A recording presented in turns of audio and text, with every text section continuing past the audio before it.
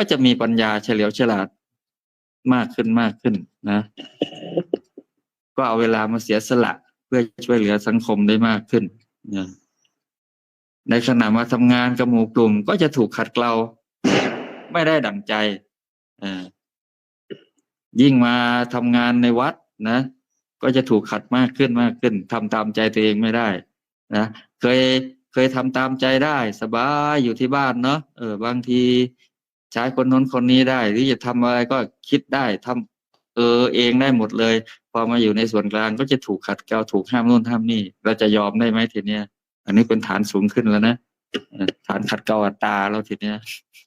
ต้องหัดยอมแล้วทีเนี้ยเมื่อเข้าสู่ส่วนกลางต้องหัดยอมแล้วต้องเลื่อนเป็นศีล 8แล้วทีเนี้ยศีล 8ก็คือลดอัตตาศีล 5ลดอบายมุขใช่ไหมลดอบายมุขลดกามหยาบๆแล้วศีล 8ก็ลดกามละเอียดขึ้นลดอัตตาให้อยู่กับหมู่กลุ่มให้เขาขัดเกลานะเราก็ยิ่งจะสบายขึ้นนะอะไรสบายใจสบายแต่ภาระไม่ได้ลดลงนะยิ่งใครมีความรู้ความสามารถก็ยิ่งมีจิตสละอาสามากขึ้น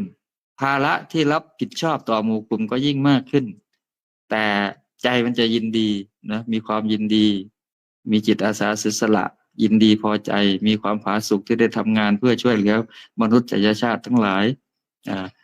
บางทีถึงเหนื่อยกายแต่ใจก็เบาสบายไม่หนักหนาสาหัสนะ